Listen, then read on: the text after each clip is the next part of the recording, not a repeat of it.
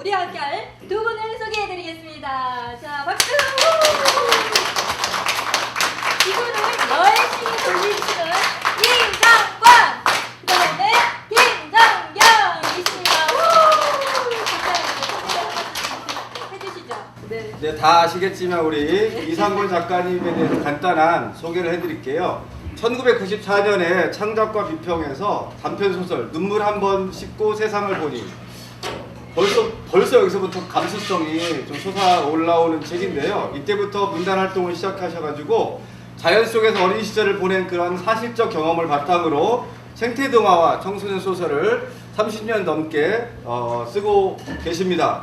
고양이가 기른 다람쥐라든지 새박사, 네. 원병호, 네. 고양이가 기른 다람쥐, 또 이런 책들이 교과서에 이미 수록되어서 우리의 학생들이 읽고 있다고 합니다. 또한 독일어, 스페인어, 멕시코어로 하늘로 날아간 시보리가 번역되어서 오. 출간됐고요. 네네. 산에 가자 애벌레가 애벌레를 먹었어요. 네. 제목이 애벌레, 지구리, 제목 다 아니죠? 생태와 관련된 게 좀 많은데요. 이게 인도네시아나 네. 태국, 네. 대만에서 또 출간이 되었다고 합니다. 아, 그러니까 이 애벌레 관련된 동화 작가로서는 최초의 한류 작가다. 라고 해도 될까요? 네. 네. 오, 한류 작가 좋다. 네, 특히 이번에 애벌레 관련해서 아까는 애벌레가 애벌레를 먹었어요라는 좀 살벌한 제목이었는데 네. 그래서 그랬는지 이번에는 살짝 네. 위로하는 애벌레를 오. 오늘 안 오셨나요? 우리 이단우 따님 안 오신 것 같은데. 따님 네. 오셨어요. 네. 저기. 역시 20대는 바빠요. 네. 네, 바쁘죠? 네, 네. 아까 혹시 네. 우리 사모님을 제가 따님으로 알고. 나 지상선이야. 지상수 선생님의 이 어떤 이 텐션이 너무 좋아서 어쨌든 이런 여러 다양한 작품 활동을 하고 계신 네 우리 이상권 작가님 다시 한번 소개해드리겠습니다. 제 개인적으로 제가 이상권 작가님을 너무 존경하는 이유가 있어요. 문학을 한 이유가 어렸을 때 고등학교 때부터 이게 불안증과 난독증이 있으셨대요. 근데 그것을 문학으로 극복하신 진짜 문학이 문학이 되신 그런 걸로 제가 알고 있는데 맞습니까? 예, 맞습니다. 그리고 고등학교 1학년 교과서에 실린 2018년도에 실린 제목이 뭔지 아세요? 알아맞혀 보세요. 네. 고양이가 기른 다람쥐가 네. 지금 아이고, 고등학교 갑자기 1학년 나와줬어. 2학기 교과서에 속해 아, 2학기 교과서예요. 감사합니다. 정확하게 어느 있습니다. 출판사인가요? 미래엔 아, 출판사인데 네네네. 전국에서 국어 교과서로는 채택률이 가장 높습니다. 깨알 같은 자랑도 하시네.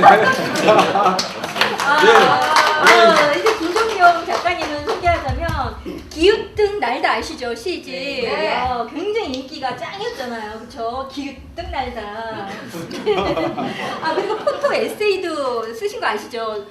독수리의 꿈. 그래서 전시도 굉장히 많이 하셨어요. 그러니까 카메라 앵글로 세상을 바라보시는 그런 그 독특한 세계관을 갖고 있는 작가가 아닌가라고 생각을 하는데요.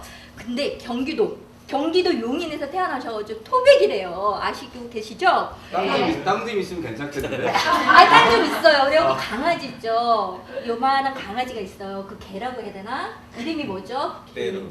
떼루를 데리고 깨도 다녀요? 산책을 떼루 다녀요. 아. 네네네. 그래서 사진을 잘 찍어가지고 페이스북에 아주 잘. 예, 우리가 너무 그 떼루가 인기가 있지 않아요? 떼루와 관련된 시도 쓰지 않으셨나요? 동시가 좀 있어요. 네, 동시가 있습니다. 이렇게 만능 엔터테이너인데 뿐만 아닙니다. 기자세요, 기자. 알고 계셔, 기자. 잘 보여야 돼요. 또 용인 신문 발행인으로서 또 굉장히 오랫동안 또 신문을 발간하고 계시는 분이십니다. 아주 훌륭하신 선생님을 제가 소개해드리겠습니다. 너무 긴장하지 마세요. 어떻게 이런 자리를 두 분이 마련하게 됐는지 네. 뭐 비하인드 스토리가 있을까요? 네. 아니 뭐 제가 혼자 할 네. 능력이 없으니까 옆에 이쪽 김정경 씨한테 하게 해가지고 저는 숟가락만 늦었습니다. 이렇게 편안할 수가 없네요. 아니 두 분 여기 분당 분들도 아닌 걸로 알고 고기동이고 또 고림동인가요? 문학동. 문학동. 고림동 옆 동네죠. 네, 어쨌든 비슷한 어떤 그 인근이라서 그런데 여기가 특별한 어떤 개최 이유가 있나요? 이 카페가 네. 저희 학교 선배 운영하시구나. 계십니다. 아. 역시 이제 시인이시고 하니까 여기서 이런 행사를 그 주에 한 번씩 혹은 뭐 이렇게 한다고 해요.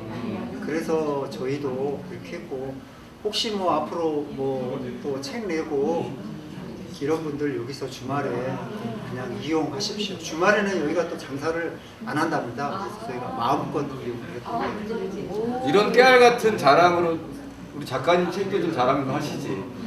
네. 자, 오다 보니까 책들도 남다르지 않아서 80년대 책들도 많이 보여가지고 좀 정감 있는 책들이 있어서 어떤 사연이 있는 것 같았는데 역시나 그런 인연이 있었군요. 한없이 낯선 세계가 우리에게 전하는 아주 오랜 지혜라고 책 표지에 적혀 있어요.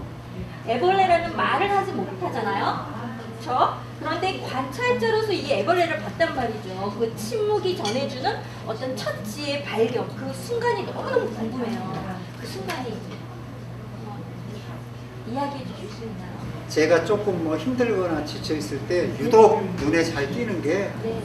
벌레였어요. 아, 그래서 이제 애벌레를 좀 보게 되고 뭐 그러다 보니까 제가 뭐 어린 시절부터 유독 그 자연하고 가깝게 살고 했는데 제 생애 가장 축복이죠. 그래서 뭐 이렇게 자연스럽게 애벌레 이야기 쓰게 됩니다. 근데 사실 징그럽잖아요, 애벌레. 저는 그렇거든요. 저도 지금도 애벌레를 무서워합니다. 저는 뱀은 안 무서워해요. 어머, 뱀은 마음대로 잡고 뭐 요리를 할 수 있어요. 어머, 요리? 요리라는 게 네, 무슨 이제 말인지 걔를 네, 마음대로 네, 내가 네, 손으로 네, 한다는 네. 입으로 먹는 이 요리가 아니고요. 네, 네. 요리를 할 수 뱀술인 줄 있어요. 알았어, 뱀술. 그런데 애벌레는 딱 보면은 지금도 두렵고 온몸에서 이게 잘 못 만져요. 그런데도 그럼에도 불구하고 예. 이 애벌레를 썼다는 얘기예요. 예. 관찰을 하고 그죠? 근데 예. 어디서 기르셨어요? 이 책에서 쓴 애벌레 중에는 네. 제가 집에서 기르는 놈들도 있고 네, 또 숲에 가서 관찰하는 놈들도 있고 그렇죠. 네. 그렇죠. 아. 저희 집에 2층에 가면은 네. 조그만한 저희가 카페라고 부르는 데가 있는데 아. 거기다가 보통 몇 마리씩 이제 이렇게 잡아오거나 혹은 지가 들어오기도 해요. 어머. 나랑 이야기 좀 했다가 어머. 좀 고맙게 걔랑 이야기하고 아, 네. 거기서 이제 나무라든가 이런 거를 갖다가 네. 크게 네. 그러니까 통안이보다는 크게 물병에다 놓고 나무를 꽂아놔요. 아. 그럼 애가 거기 살죠? 저는 청소기 가지고 청소만 하면 돼요. 어머, 아주 쉬워요. 아주 쉬워요. 그렇게 저는 매일 차 먹으면서 걔를 보기만 하고 여러분들 키우실 수 있으세요? 아니요. 아, 저는 시인하면 네. 호메로스밖에 생각을 못했거든요. 호메로스군. 제가 아까 역사 스토리텔러라고 했잖아요. 그러니까 다 아실 것 같아서 인류 최초의 시인하면 서사시, 일리아스, 오디세이아니까. 네. 근데 사실 이 김종경 시인의 저물어가는 하는 직을 굴리며 딱 시를 제가 딱 사인한 시집을 선물로 받고 네. 진짜 머리가 띵했어요. 시집 넘겨보기 전에 왜요? 제목이 너무 좋다. 제목이 좋다. 시 너무 아무하시는 거 아닌가? 제가 네. 우리나라 시인 중에 딱 세 분을 알거든요. 누구요? 아니 인간적으로. 아, 인간적으로. 알고 봤더니 다 용인문학회 출신이야. 아, 이은규 시인, 오. 다정한 호칭이라는. 네네네. 그 다음에 안영선 시인. 아, 네. 그 다음에 우리 김종경 시인 세 분인데, 네네. 근데 철학적이어서 놀랬던 거죠, 제목이. 그래서 이 시인 옆에 계시니까 네. 저 제목이 어떻게 나왔는지 한번 여쭤보고 싶어서. 네. 그렇군요. 제목을 어떻게 짓게 된 것인지요? 제목이요? 사실은 이 애벌레가 지구를 굴리다를 이번 콘서트의 이름으로 제가 장명을 했어요. 네. 위로하는 애벌레와 지구를 굴리며를 같이 섞어서 네. 애벌레가 지구를 굴리다 해서 요 앞으로 요 부분에 대한 책을 하나 더 내야 되는데 이건 나중에 하고 사실은 이 지구를 굴리며 내용에 보면 애벌레가 나와요. 네. 맞아요. 네, 나오는데 저는 인간 애벌레를 묘사를 했어요. 네. 이 표제작을 읽어보시면 네. 나올 텐데 거기에 이제 5일장에 용인 5일장에서 바라본 그 매일 이렇게 엎드려서 물건을 파시는 분이 있어서 네. 그래서 사실은 제목을 애벌레의 꿈이라고 줬었어요. 오. 가제로. 네네. 그것도 마지막까지 후보작에 놓다가 그 이걸로 이게 바꿨거든요. 훨씬 근데 바꿔놓고 보니까 우리 이상원 작가님이 네. 위로하는 애벌레를 딱 해놓으셔서 야 얘랑 둘이 궁합이 맞는구나. 아, 전생에 혹시 아 그렇게 뭐가 있나 봐요. 네. 혹시 여기 오신 분들 중에서 우리 김종경 시인의 시 중에서 떠오르는 한 식구가 있을까요? 시행이라고 해야 되나요? 네. 많은 또 시인들 오셨으니까. 외적, 내적 어떤 그 사람의 어떤 세계관이 그 담겨져 있는데 사실은 글에는 그 내면도 있지만 글에는 색깔이 빛깔이 있는 것 같아요. 그 사람의 빛깔. 그래서 김종경 하면 어떤 빛깔이 떠오르세요? 왜 자주색이라고 생각하셨어요? 옷을 많이 입으시더라고요. 아, 자주색. 어때요? 이 말씀을 들으니까 어떤 느낌이 어때요? 그 자주색 마음에 드세요? 좋아하는 색. 뭐 사랑과 관련된 뭐가 있나요? 시에도 사랑이라는 이야기가 나오던데. 그렇죠. 색깔 그래요? 아니 근데 애벌레도 사랑을 하잖아요. 정말요? 그쵸? 애벌레도 사랑을 사랑을 하죠. 하니까 당연하죠. 사랑을 하니까 아주 맞겠지. 열정적으로 하죠. 그럼 제가 좀 물어보고 싶은데 그럼 사랑이라는 건 뭘까요? 작가님. 사랑이라는 건 뭐 네. 서로 좋아하는 마음이죠. 아 예. 저희가 네. 애벌레가 네. 사랑하는 장면을 네. 용인에 와서 처음으로 봤어요. 아. 마당에서 오. 그 여기 매미나방 애벌레 네. 그 부분에 있는데 네. 그 원래 매미나방은 유럽에서는 집시나방이라고 해요. 아. 왜 그런 학명이 붙었나 했더니 저는 마당에서 그걸 보고 알았죠. 저희 집 화분에서 살던 놈이 암컷이었고 얘가 나방이 돼가지고 나온 걸 저희가 봤는데 마침 얘가 이제 번개팅을 한 거죠. 번개를 한 거죠. 그죠. 나 좋아하는 애들 뭐 해라 하니까 오. 이게 갑자기 보이는데 저희 집 마당에 가득 찼어요. 우와. 상상만 해도 이미지가 떠오르시죠. 네. 근데 그 춤이 네. 정말 춤을 춰요? 마당이 굉장히 낮게 네. 집시들처럼 와. 그래서 집시라고 하기가 아, 쉽다. 그럴 것 같아요. 그 사진을 찍어놓고 영상을 찍으면 그거는 워낙에 네. 인간의 과학으로 찍을 수 없는 영역의 스피드와 스피드. 난이도. 난이도가 있었구나. 그렇다면 김종경님한테는 작가님한테는 사랑이 뭔가요? 사랑을 좀 많이 하시는 거 어떠세요? 네. 저는 사랑이라고 써본 건 시에서 좀 간접적으로 이렇게 표현을 많이 했던 것 같은데 네.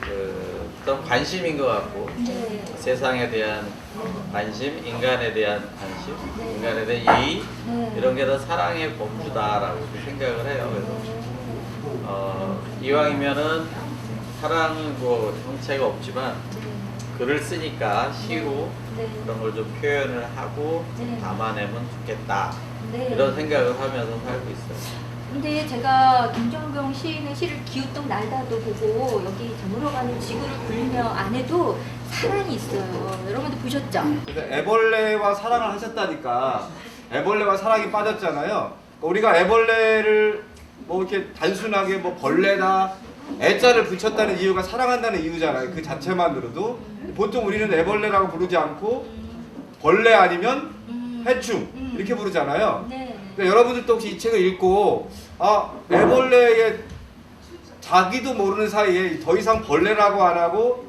호칭을 애벌레로 부르게 된 그런 경험 있는 독자 이러면 짜고 치는 게 아니니까 진짜 애벌레한테 동일시가 됐다 뭐 그렇죠, 이런 거죠? 네네. 추적하고 동일시가 됐다는 네. 그런 거죠? 네. 네네. 여기 있다. 여기 독자 있으세요. 예, 말씀하세요. 네. 제가 그 위로하는 애벌레를 네. 읽으면서 아까도 말씀드렸는데 줄을 치면서 오, 읽었어요. 줄을 정말 치면서. 굉장히 시적이고 네네. 또 어떤 인생의 어떤 그 교훈 뭐 아니면 잠언적인 그런 요소들이 많아서 그래서 제가 고민이 생겨서 이걸 다 읽고 나서 네. 애벌레를 저도 뭐 시골에서 자랐으니까 이거 읽으면 공감되는 부분이 굉장히 많았어요. 네. 저는 애벌레를 뭐 너무 많이 만져보고 뭐 죽여보고 죽여도 보고. 아, 솔직하다. 다 했을 거 아니에요? 네네.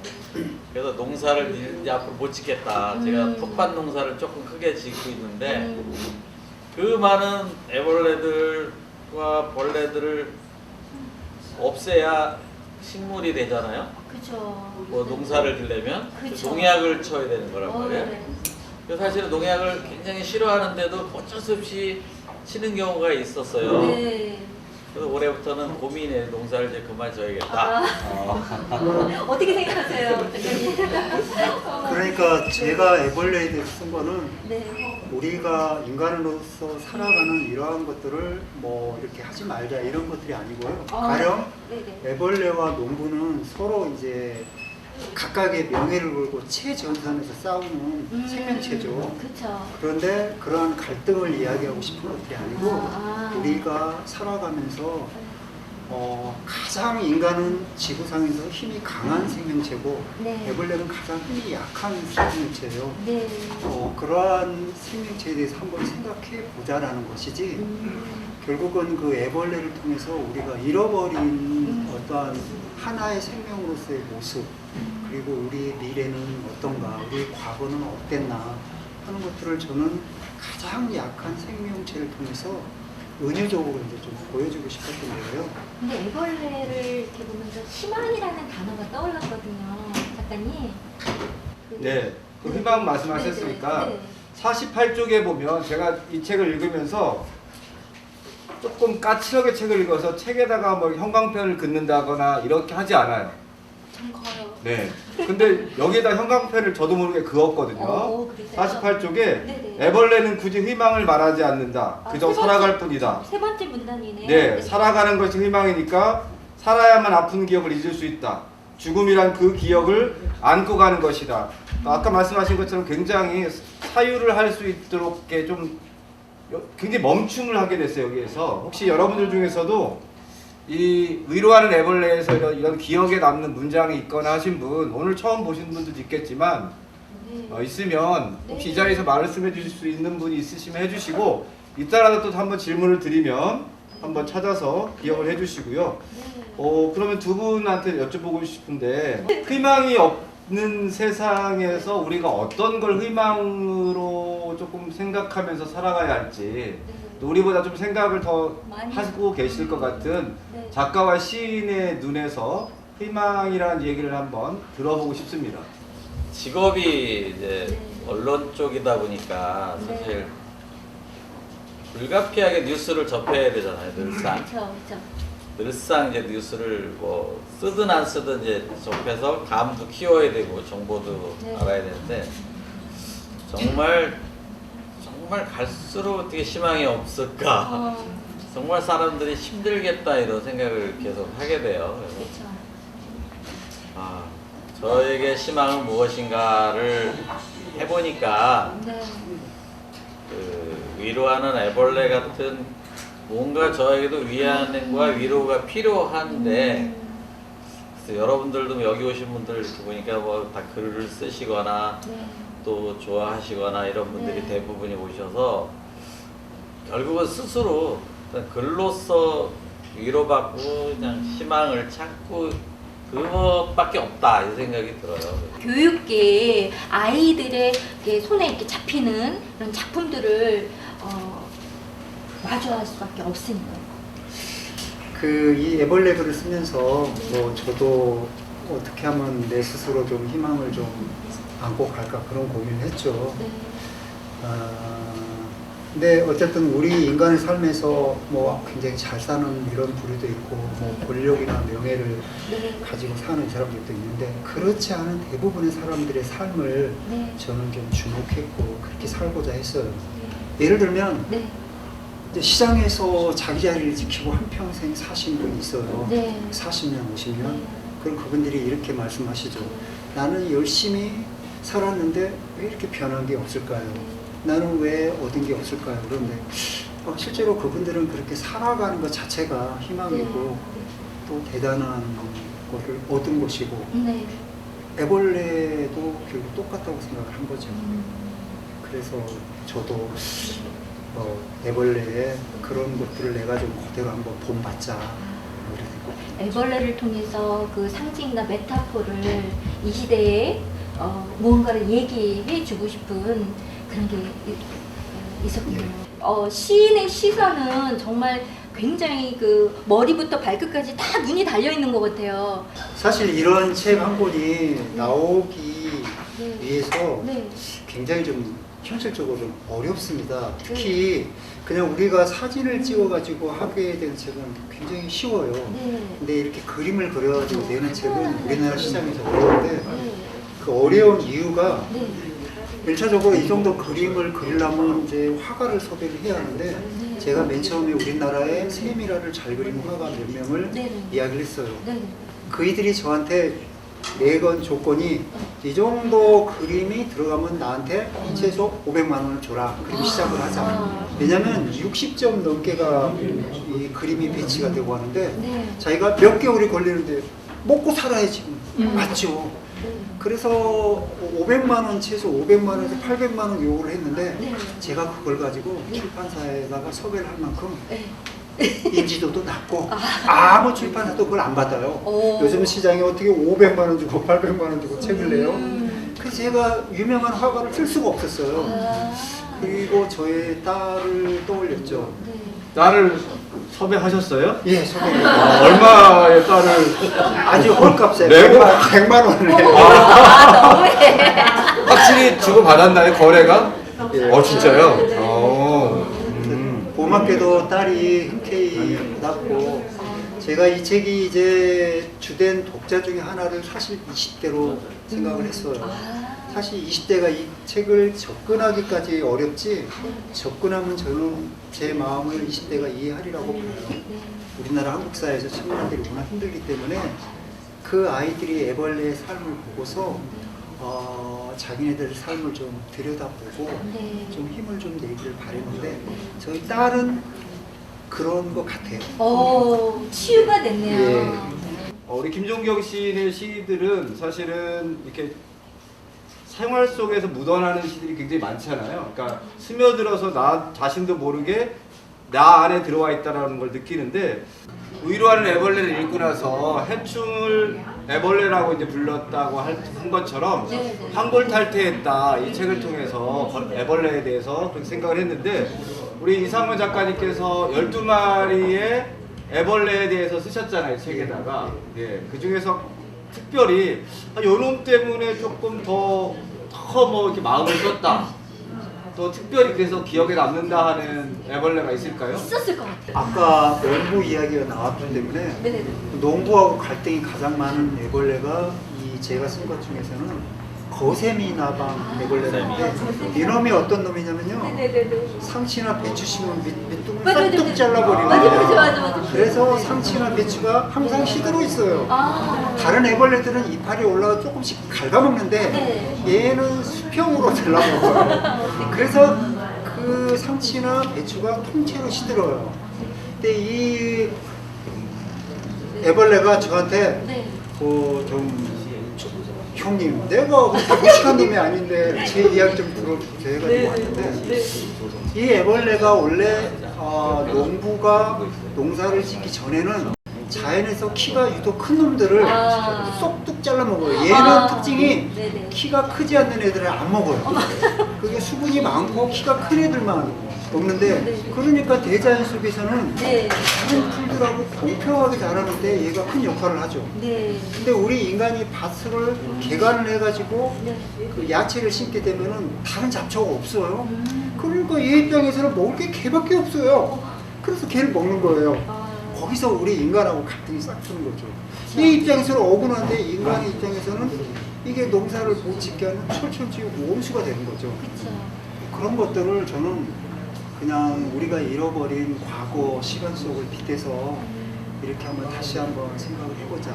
그리고 그 애벌레는 아무리 돌멩이로 내리쳐도 잘 안 죽어. 아, 네. 그냥 돌멩이로 내리치면 죽은 것 같지만 네. 그 다음날 오면 또 살아나요. 그러한 어떤 생명의 강인함, 우리 인간처럼 뭐 K2 뭐 이런 총은 안 들고 네. 전차처럼 포를 쏘진 않지만 네. 얘는 강해요. 네. 가장 약한 것 같지만 그런 면들이 저를 감동시켰어요.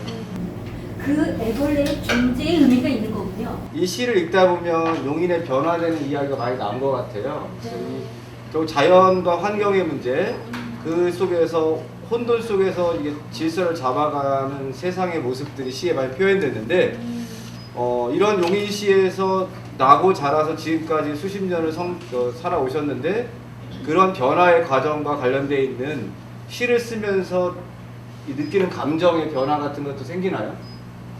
어떨까요? 그 부분에서. 비단 뭐 용인만의 문제는 아닌 것 같고요.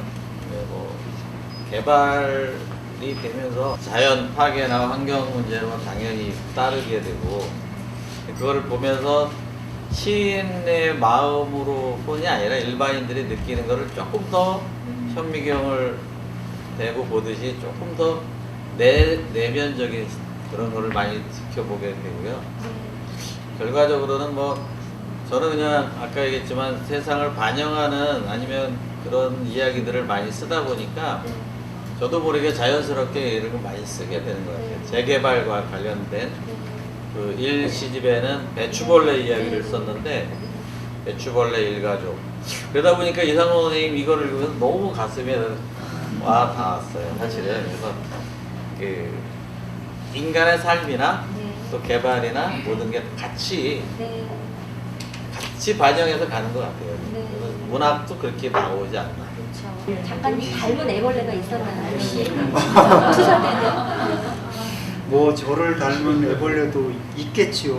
그런데 제가 좀 그 닮고자 하는 애벌레들은 있었죠. 제가 이 글에 이제 첫 장에 나오는 그 주홍 박각신화방 애벌레라는 건데 이 애벌레를 제가 가장 두려워하는 놈 중에 하나예요. 거의 생김새가 살모사하고 비슷해요. 얘를 처음 봤을 때 경악하고 제가 비명을 지르면서 그 테라스에 앉아 있는데 마당에서 꾸물꾸물 두 마리가 기어서 저한테 오더라고요. 제가 처음에는 놀래가지고 도망을 쳤죠. 그러다가 안 되겠다 해가지고 이제 다시 보고 결국은 저희 집 카페에서 이 녀석을 제일 많이 키웠죠. 그런 녀석이 자주 보니까 무섭지 않고 그렇구나. 그리고 얘가 나중에 나방이 되었을 때 그 아름다움에 이 글에도 썼지만 정말 인간의 문명이 초라해요. 이 애벌레 색을 보면은 얼마나 아름다운지. 그래서 그 봉숭아를 먹고서 이 녀석의 몸이 아름다워지는 것들이 저는 그렇게 표현했죠. 이 삶을 열심히 살지 않으면 그렇게 아름다워질 수 없다. 그래서 저도 나중에 늙어서 그렇게 갈 때 저랬으면 얼마나 좋을까. 우리가 바라보는 어떤 미적이라는 게 화려함 이런 것들이 아니고 우리 인간이 바라보는 또 다른 어떤 깊이 있는 아름다움 그런 것들을 그 녀석을 보면서 배웠고 부러웠죠. 애벌레를 사랑하고 자연을 아끼는 분이라 그런가? 어쩜 그리 이리도 말랑말랑 아름다울 수 있을까? 말랑말랑하대요. 뭐 대놓고 질문을 드려야 되겠네. 말랑말랑한 글을 쓰려면 어떻게 하면 그런 글을 쓸 수 있을까요? 제가 사실 뭐 가장 좋아하는 게 나무고 사실 나무보다 더 좋아하는 건 풀입니다. 그래서 뭐 죽어서 다른 생명체로 환생할 기회가 있다면 나무나 풀로 태어나면 좋겠어요. 그래서 아까 제가 책에다가 사인을 해드린 것도 하도 중고등학교 가면 사인을 해달라고 제가 개발을 했는데 그게 이제 제 이자에다가 ing를 붙였어요. 이 이자는 이제 우리 오얏잎이 이제 자두나무인데 숲을 의미해요. 그래서 숲이 영원했으면 좋겠다고 해가지고 그리고 거기에다가 별 하나를 딱 그려준 거는 이제 우리 우주를 다른데 상징하는 그런 건데 이 글을 쓰면서 애벌레가 뭐 사람들이랑 친하지도 않는데 이걸 어떻게 출간을 하지? 근데 출간을 하기 위해서 제가 굉장히 발악을 했어요. 이게 출간이 되고 하려면 특별함이 있어야 할 텐데, 그래서 1차적으로 애벌레를 일반 사람들한테 편안하게 다가갈 수 있도록 스토리텔링 해야겠다 해서 어린 시절에 제 모든 기억을 총동원을 했고요. 그럼에도 불구하고 우리 현재와 미래를 좀 여기서 나름대로 좀 고민하고 싶었어요, 작가로서. 그래서 이 문장을 구사하기 위해서 거의 매일 시집만 봤죠. 네. 뭔가 말라는 게 손에 잡히면 네. 제가 비명을 지르면서 수면 위로 올라와요. 근데 그런 거는 애벌레 때문이에요. 제가 어린 시절에 애벌레를 누가 저한테 약 올리려고 던졌는데 그게 제 목덜미였거든요. 근데 그걸 잡는 말랑함이 얼마나 공포스럽은지. 그렇죠. 뭔가요? 여기에 나오는 네. 제가 그 이야기를 썼는데 어느 편에 나오는지 모르겠네요. 그러니까 여기서 애벌레가 번데기가 되잖아요. 근데 얘 이름이 번데기란 말이죠. 인간의 그 어떤 그것을 번데기를 다른 말로 이상권 작가님이 부르고 싶은 그 의미를, 그 번데기를 다른 의미로, 나만의 의미로 번데기를 이름을 지어준다.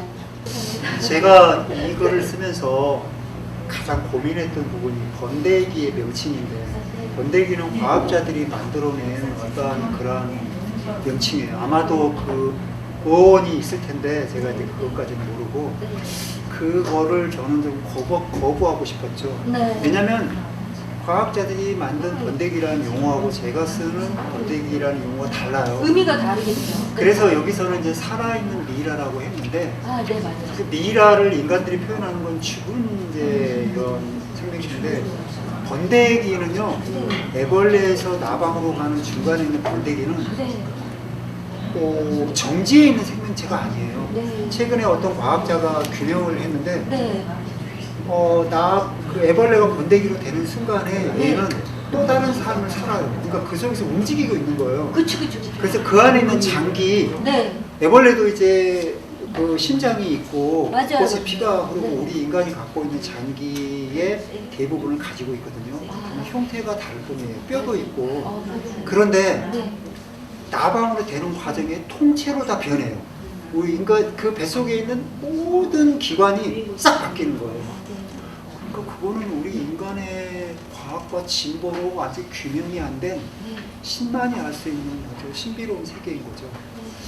저는 그런 것들을 저만의 방식으로 이렇게 표현하고 싶었는데, 그래서 이제 살아있는 미이라라고 했죠. 살아있는 미이라고 했는데, 다르게 표현하자면 사실 흐르고 있는 강물 같은 그런 생명체예요. 애벌레는 불완전하고 약한 자신의 존재가 자랑스러워졌다. 이미 몸속 배설물을 다 짜낸 상태라서 육신의 무게도 느껴지지 않는다. 더 이상 버릴 것이 없는 아주 가벼워진 것들은 비로소 어떤 영원함을 느낀다. 그의 조상들이 그랬듯이 애벌레는 미라로 변하는 주문을 천천히 읊조린다. 죽어서야 미라가 되는 인간하고 달리 그들의 미라는 살아있으며 새로운 환생을 위한 마법의 시간이 이 생에서 시작된다. 인간은 그것을 번데기라고 부른다. 여기 너무 좋았어요. 그 이제 애벌레는 제가 보지를 못했는데 그 나방의 애벌레는 못 봤는데 네. 나비로 환생돼서 네. 아마 막 환생이 됐을 것 같아요. 네. 푸드덕거리는 네. 그 모습을 봤거든요. 네. 근데 이제 그거를 네. 제가 어떻게 보겠어요? 이제 종영 씨가 빨리 나와보라고 그런 거예요. 오. 마당 밖으로. 오. 왜 그러느냐 그랬더니 보여줄 게 있다면서 빨리 뛰어나오라고 그래서 나간 거예요. 그랬더니 그 캄캄한 마당 그에서 네. 얘가 나방이 네. 정말 되게 커요. 저도 정말 놀랐어요. 너무 아름다워. 그 나방이 막 퍼드덕거리고 있더라고요. 오. 그거를 보고서 이제 이 시를 썼는데 아. 너무 황홀하게 그 사진으로 아. 목색 나방을 또 찍고 있는 거예요. 아. 근데 리얼하다, 정말 그 리얼해. 애벌레가 네. 이 번데기의 과정을 거쳐서 네. 성토로 가는 그 네. 전체 과정을 보지 못했지만 네. 지금 이제 이성월 선생님의 네. 애벌레와 번데기에 대한 이야기를 듣고 몇 이제 페이지예요? 저는 이제 갑자기 네. 그 작신화방을 봤던 네. 그게 이제 생각이 난 거예요. 우리가 애벌레를 통해서도 우리가 뭐 할 수 있어요? 시불견, 청이불문 할 수 있는 건데 사실 어려운데 제가 이 책에서 좀 방금 아까 읽어보신 그 바로 밑에 이렇게 써 있어요. 어찌 보면 인간이란 절대로 생태적인 삶을 살 수 없을지도 모른다. 깨달음을 얻어야 되는데 그런 삶을 살 수 없을지도 모른다라는 게 어찌 보면 굉장히 마음 아프잖아요. 네. 우리 이제 작가님한테 왜 그런 문장을 혹시 쓰셨는지 기억에 남는 어떤 부분이 있으시면 말씀해 주세요. 애벌레 이야기를 듣고 애벌레 글을 쓰면서요, 인간은 원칙적으로 생태적인 동물일 수 없다라고 결론을 내렸어요. 네. 그래서 우리 지구상의 수많은 생태를 표방하는 주의자들이 있고 하지만 기본적으로 그러한 전제 조건을 깔 수밖에 없는 게 인간이라는 존재 자체가 그런 거죠. 우리가 먹는 모든 것들이라든가 생각하는. 그래서 이제 뭐 제가 그렇게 주장할 수는 없지만 저는 그렇게 생각합니다. 생태주의자 비슷하게 가려고 하는 것들이지, 만약 생태주의자가 되려고 한다면 우리 인간의 삶을 다 버려야 돼요. 그렇기 때문에 지구상에도 이제 뭐 극단적으로 그렇게 사시는 분들이 있는데 그런 분들만이 생태주의자라고 할 수 있고, 뭐 도시에서 이렇게 살면서 뭐 녹색평론을 읽고 녹색당을 추방하거나 이런 분들은 그냥 생태주의자가 아니고 생태주의자처럼 살아가려고 노력하시는 분들, 그 정도만 돼도 우리 인간의 삶은 아름다워진다라는 게 이제 제가 내린 결론입니다. 독수리를 왜 앵글로 이렇게 잡았는지, 사실 독수리도 환경 생태잖아요, 그렇죠? 독수리도 거의 천연기념물이니까 멸종의 기종이죠. 네. 전 세계적으로 네. 독수리가 몇만 마리 없는데 네.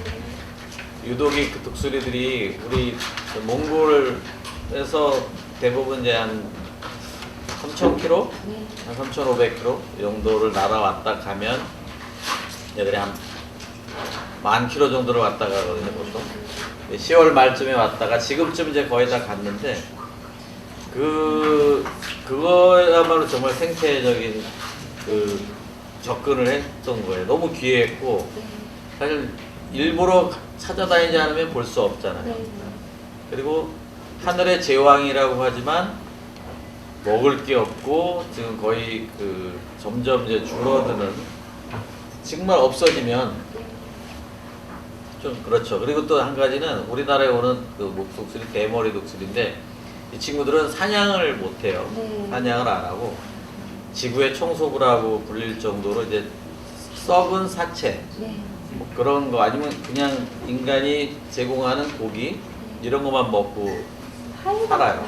그러다 보니까 정말 언제 어떻게 될지 몰라요. 네. 그래도 뭐 농약 중독돼서 가끔 TV에 나오는 것들 있잖아요. 막 죽고. 그래서 거기에 대한 애잔함 같은 게 있어요. 네. 제왕이라고 하지만 정말 위태로운, 네.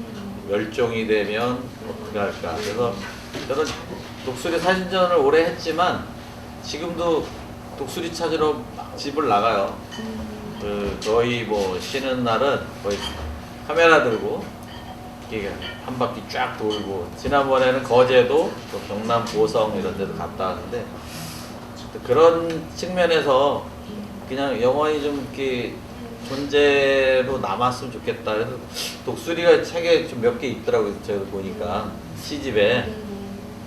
그래서 아마 그런 것 같아요.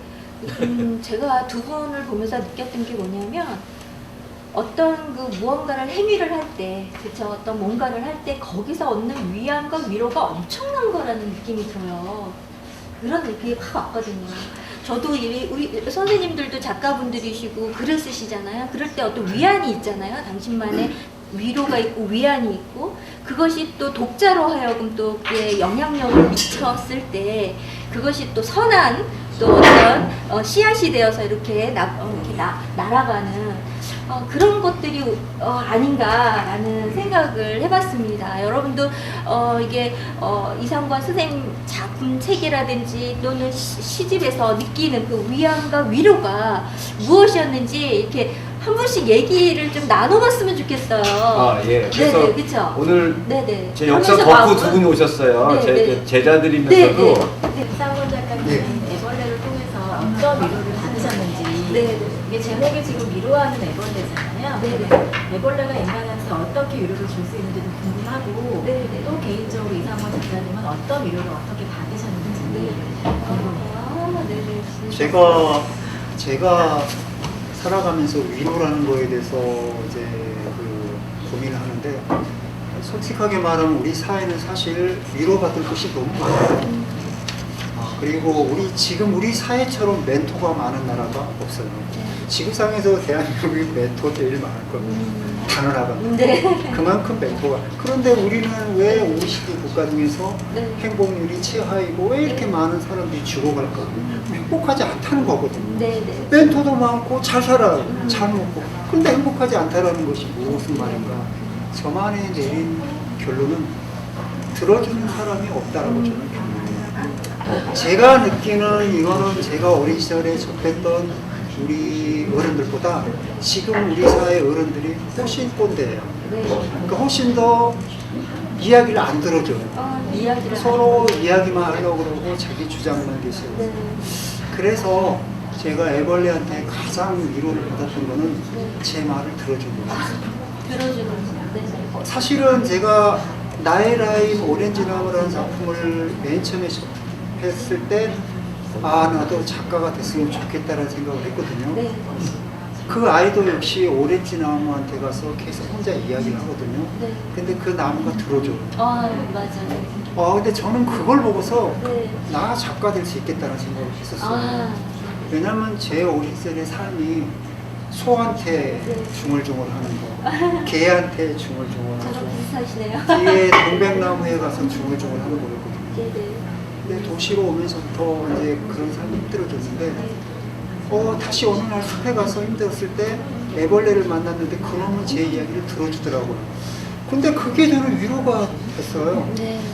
그래서 이제 제가 이 글을 쓰겠다는 생각을 했던 것이고요. 김종경 시인님은 저요. 네 독수리한테 어떤 위로를 받으셨는지 독수리를 유독 사진도 많이 찍으시고 네. 애착을 갖고 계시잖아요. 네. 그 옛날에 사진 자를 때 우리 저 구혜숙 선생님이 그 말씀을 하셨는데 독수리 눈이 네. 까맣거든요. 네. 그리고 이제 안막처럼 이렇게 커튼을 쳤다가 올리고 하는데 눈이 굉장히 순해요. 제 시에 보면 나오는데 그 눈망울 보면 광활한 우주가 보여요. 그래서 광활한 평원이 보이고 독수리의 눈이 뭐 한 30리를 본다고 그러는데 그 눈 속에서 우주를 봐서 저는 그거보다 더 큰 위로가 없었던 것 같아요. 굉장히 겉으로 봤을 때는 2m, 날개를 피면 2m 90cm가 되는데 보통 한 3m 가까이 돼요. 날개 쫙 피면. 그래서 사진을 찍을 때 막 바람 소리를 내면서 날아오면 굉장히 무서웠거든요. 네. 나중에 가만히 앉아서 앵글에 잡히는 그 눈동자를 만났을 때 와, 이게 우주다 이런 생각을 들었어요. 그게 제일 큰 위로가 됐던 것 같아요.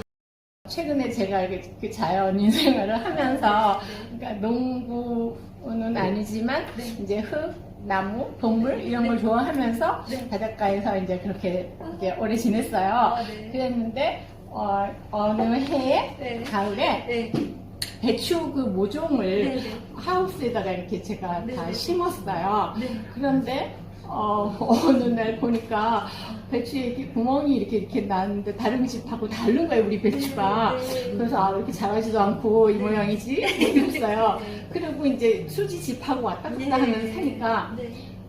근데 어느 날 농장에 가서 하우스문을 딱 열었는데 온통 나비 천지인 거예요. 하우스 안에 하얀 나비가 하나씩 있어가지고 기절해버린 거예요. 기르지도 않은 나비가 그렇게 많아가지고 그래서 그 전에는 이제 이 박고랑 이쪽 밭하고 이쪽 밭 사이에 이 기어다니면은 너무 징그럽고 그래가지고 막 발로 문지르고 막 이랬었는데 그게 나비가 된다는 생각도 못한 거예요. 근데 그만큼 벌레가 다 나비가 된 거였구나를 처음 경험한 거죠. 그때부터 이제 애벌레가 사랑스럽기 시작한 거예요. 그래서 제가 오늘 안 올 수 없었어요. 그래서 저한테는 그 이후 이제 애벌레는 가장 사랑스러운 존재로 이제 저한테 남았거든요.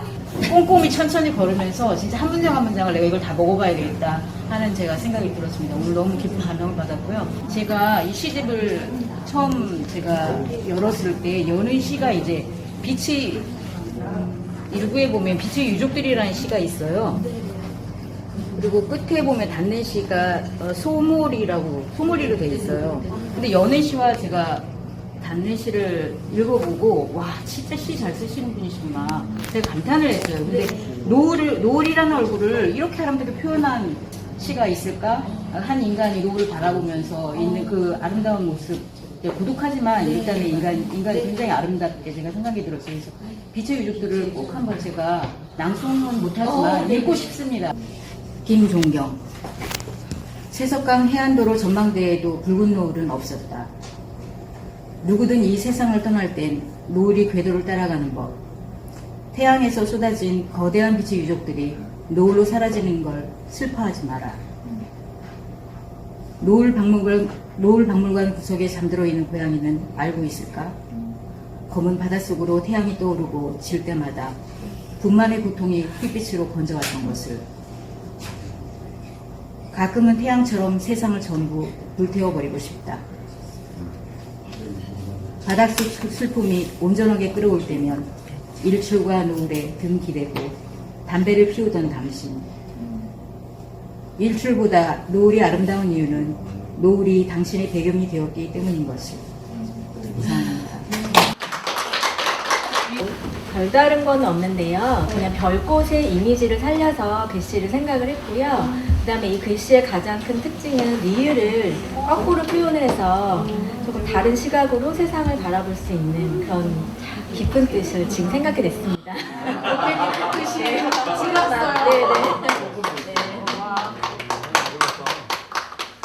꽃들이 막 만발하게 피어있는 그 속에 이상군 작가님께서 막 뛰어다니는 듯한 그런 이미지가 막 그려져요. 그래서 너무너무 막 향기가 막 나는 거예요. 그 꽃향기 있잖아요. 막 그런 게 막 이미지가 그려져요. 노예 작가세요. 네, 너무 감사드려요. 그리고 또 여기 또 김정경 작가님의 아내분께서는 사모님은 바다 같아요. 아주 깊고 넓은 바다. 그 바다 속에 자유로운 영혼이 헤엄치고 안전하게 헤엄치는 그런 게 막 이미지가 떠오르는 거예요. 그래서 이 두 분이 있기 때문에 이런 좋은 글들과 이런 것들을 우리가 만날 수 있구나라는 생각이 들어서 제가 대신 두 분께 진심으로 감사드립니다. 감사합니다. 어쨌든 짧은 시간이지만 그래도 위로와 치유의 시간으로 함께 해주셨으면 감사하겠고